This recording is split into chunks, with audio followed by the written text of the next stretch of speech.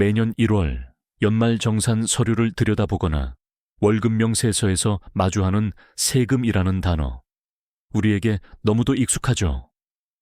그런데 이 세금이라는 개념이 과연 언제부터 인류 역사 속에 자리 잡게 된 걸까요? 혹시 저 먼 옛날 우리 조상들이 동굴에서 살던 시절에도 세금 같은 것이 존재했을까요? 언뜻 현대의 복잡한 시스템 같지만 사실 세금은 인류 문명의 시작과 함께 태동한 아주 오래된 약속이자 공동체 유지의 근간이었답니다. 어쩌면 세금은 그저 국가에 납부해야 하는 번거로운 의무라고만 생각하실 수도 있을 겁니다. 하지만 세금은 단순한 금전적 행위를 넘어 인류 문명의 발전과 수많은 국가의 흥망성쇠에 결정적인 역할을 해온 핵심 동력이자 오늘날 우리가 살아가는 이 복잡한 사회를 든든히 지탱하는 근간이 되어 주었습니다. 세금은 마치 거대한 강물처럼 끊임없이 흘러 인류 역사에 굵직한 물줄기를 형성해 왔죠. 오늘은 바로 그 세금에 숨겨진 이야기, 인류 역사와 함께해 온 거대한 파노라마 속으로 여러분을 초대합니다.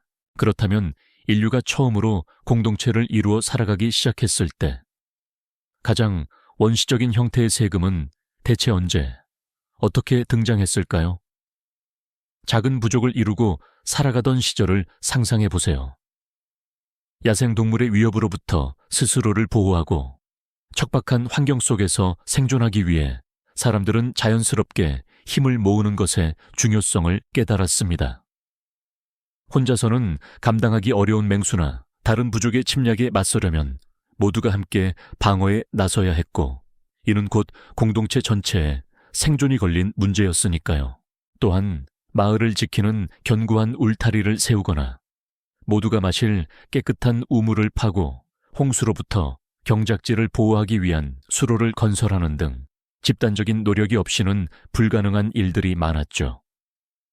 이런 공동의 목표를 달성하기 위해 필요한 자원, 즉 각자의 노동력이나 수확한 식량 등을 가진 것 중에서 일정 부분 내놓는 것이 바로 세금의 시초였답니다. 아직 화폐 개념조차 없던 시대였으니 돈 대신 땀과 노력이 담긴 곡식이나 가축, 혹은 자신의 귀한 노동력을 제공하는 방식이었겠죠. 예를 들어 문명의 요람이라 불리는 메소포타미아의 비옥한 초승달 지역 수메르 문명을 떠올려 볼까요? 도시국가의 중심이었던 신전 앞에는 농부들이 수확한 곡물 자루를 정성껏 쌓아 올리는 풍경이 일상적이었습니다. 이는 신성한 존재에게 바치는 곡물처럼 보였지만 실상은 신관들이 관리하며 공동체의 식량으로 쓰이거나 흉년에 대비한 비축분으로 활용되던 필수적인 자원 징수였죠. 이러한 기여는 공동체 구성원 모두의 생존과 안녕을 위한 생존 계약의 일환이었습니다. 고대 이집트 문명에서는 또 다른 형태의 세금이 인류를 압도하는 거대한 건축물을 탄생시켰습니다. 파라오의 권위를 상징하는 피라미드나 신전을 건설하기 위해 수많은 인력이 강제로 동원되었죠. 백성들은 농항이의 파라오를 위한 고된 강제 노역에 참여해야 했고, 끝없이 펼쳐진 사막 위에서 무거운 돌을 나르고 건축물을 쌓아 올리는 작업은 혹독한 노동이었지만 이는 국가 유지와 통치자의 권위를 과시하기 위한 일종의 노동세였습니다. 당시 백성들에게는 지배층의 일방적인 필요에 의해 강요된 부담이었을 테죠. 가뭄이 들어 농사가 어려운 해에도 어김없이 곡물을 징수당하고 허탈한 표정으로 뒤돌아서던 농민들의 뒷모습은 고대 세금 제도의 어두운 단면을 생생하게 보여주는 듯합니다. 이처럼 고대 사회의 세금은 주로 지배층의 권력을 공고히 하고 거대한 건축물을 짓거나 전쟁을 수행하는 데 필요한 막대한 자원을 확보하는 핵심 수단으로 활용되었습니다.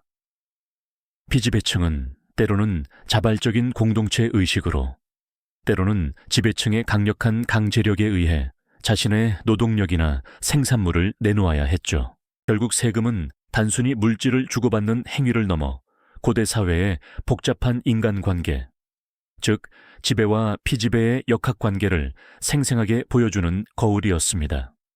공동체의 존속을 위한 최소한의 약속에서 시작하여 점차 지배 계층의 통치 도구로 진화해가는 세금의 첫걸음을 우리는 이렇게 함께 살펴보았습니다. 인류 문명의 여명이 밝아오던 시절부터 세금은 우리와 함께 숨 쉬어왔던 것이죠. 국가의 규모가 점차 커지고 거대한 제국들이 등장하면서 세금은 단순히 공동체를 유지하는 수준을 넘어 광활한 영토를 효과적으로 다스리고 강력한 권력을 유지하는 핵심적인 수단으로 그 면모를 완전히 바꾸기 시작했습니다. 고대 이집트의 나일강 유역을 보십시오. 거대한 피라미드와 신전들이 어떻게 세워졌을까요? 바로 농부들이 바친 곡물과 노동력, 즉 세금을 통해 가능했던 일이죠. 로마 제국은 또 어떻습니까? 지중해를 아우르는 방대한 제국을 통치하고 막강한 군대를 유지하며 도로와 수도 같은 대규모 인프라를 건설하는 데 필요한 막대한 재정이 모두 세금으로 충당되었습니다. 이 시기부터 세금은 단순한 자원 조달을 넘어 국가의 존재를 지탱하는 핏줄과 같은 역할을 수행하게 됩니다. 제국 곳곳에 파견된 전문 세금 징수원들은 백성들의 삶 속 깊이 파고들어 세금을 거두어 들였고, 이들의 활동은 때로는 제국의 번영을 가져왔지만 또 다른 한편으로는 백성들의 고통과 불만을 키우는 원인이 되기도 했죠. 세금 정책의 성공 여부가 곧 제국의 흥망성쇠를 좌우하는 결정적인 요인이 되었던 것입니다. 예를 들어 로마 제국 후기에는 과도한 세금과 불공정한 징수 방식이 백성들의 삶을 피폐하게 만들었고, 이는 결국 제국의 쇠퇴를 가속화하는 중요한 원인 중 하나로 작용하지 않았을까요? 이처럼 세금은 지배 계층이 자신의 권력을 공고히 하고 국가의 기반을 다지는 데 없어서는 안 될 도구였지만, 동시에 민중의 삶을 옥죄는 족쇄가 되기도 했습니다. 그리고 바로 이 지점에서 세금은 단순한 경제적 의무를 넘어 민중의 저항과 혁명의 불씨가 되기 시작합니다. 역사 속에서 수많은 사람들이 불공정한 세금에 맞서 싸우며 더 나은 세상을 꿈꾸는 외침을 터뜨렸다는 사실을 우리는 기억해야 합니다. 18세기 후반 아메리카 대륙에서는 영국 본국의 과도한 세금 정책에 대한 불만이 폭발했습니다. 대표 없는 곳에 과세 없다. No taxation without representation. 는 구호 아래 보스턴 시민들은 영국 동인도 회사에 차 상자를 바다에 던져버리는 상징적인 저항을 펼쳤죠.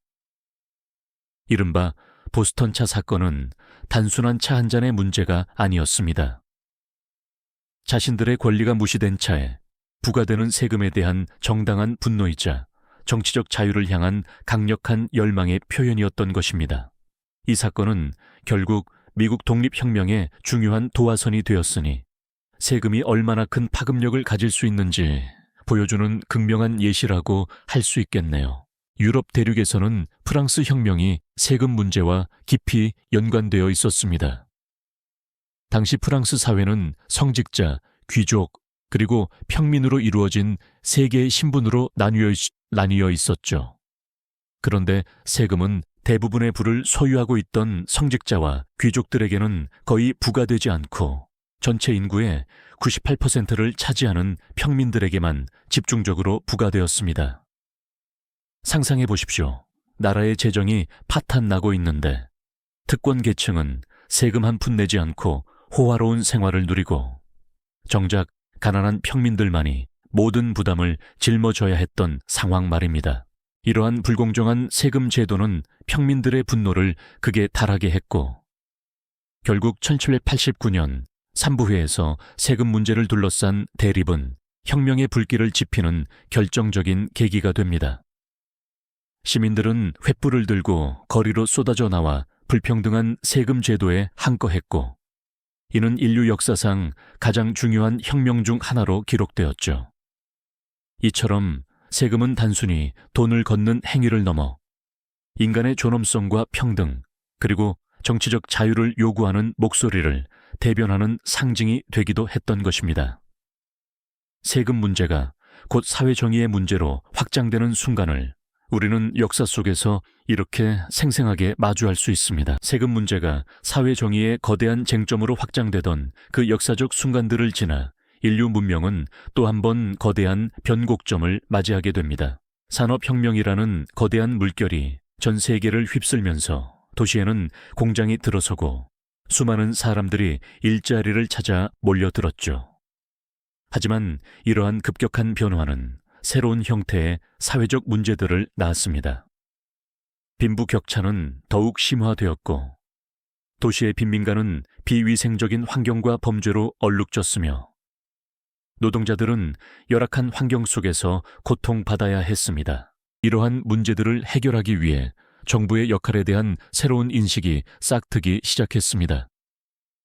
더 이상 국가는 전쟁 자금이나 왕실의 사치를 위한 돈만 걷는 존재가 아니었죠.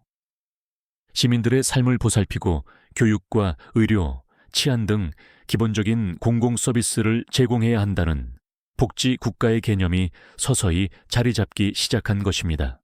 그리고 이러한 새로운 역할을 수행하기 위한 재원을 마련하기 위해 세금 시스템 또한 혁명적인 변화를 겪게 됩니다.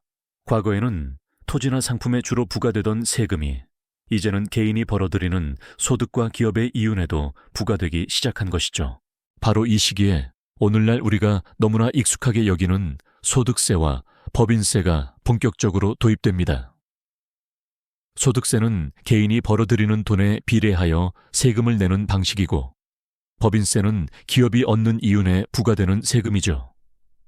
이러한 직접세의 도입은 세금의 원칙에 누진성이라는 개념을 부여하며 소득이 높은 사람이나 더 많은 이윤을 내는 기업이 사회에 더 많은 기여를 해야 한다는 사회적 합의를 반영했습니다. 이는 단순히 재원을 확보하는 것을 넘어 부의 재분배를 통해 사회적 불평등을 완화하려는 중요한 시도이기도 했습니다. 하지만 이 새로운 세금 시스템은 이전과는 비교할 수 없을 정도로 복잡해졌습니다. 매년 1월이면 직장인들이 한바탕 씨름하는 연말 정산처럼 말이죠. 대체 왜 이렇게 복잡한 과정을 거쳐야 하는 걸까요? 연말 정산은 단순히 세금을 더 내거나 돌려받는 절차가 아닙니다. 이는 각 개인의 소득 수준, 부양가족의 유무, 의료비 지출, 교육비 부담 등 다양한 경제적 상황을 고려하여 세금을 보다 공정하게 부과하고 특정 정책 목표를 달성하기 위한 정교한 사회적 메커니즘입니다. 예를 들어 아이를 키우는 가정에는 세금 혜택을 주어 출산을 장려하고 특정 분야에 투자하는 기업에는 세액 공제를 해주어 경제 활성화를 유도하는 식이죠.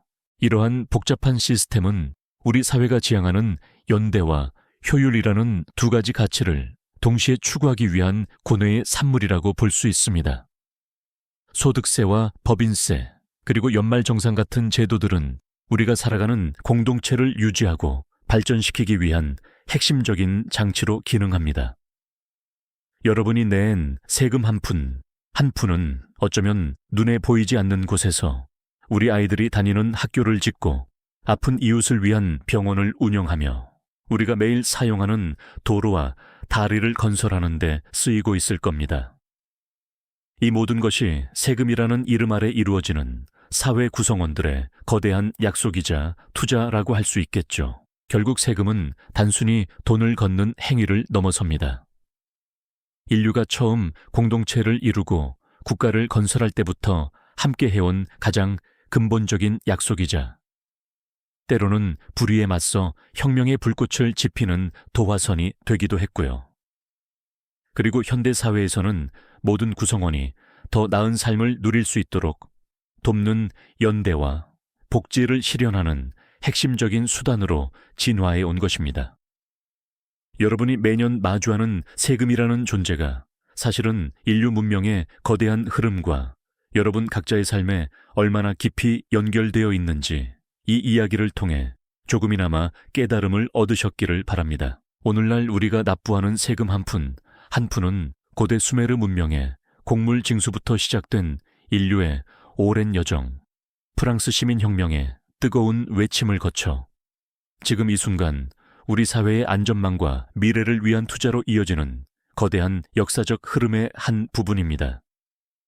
세금은 더 이상 피할 수 없는 의무만을 의미하지 않습니다.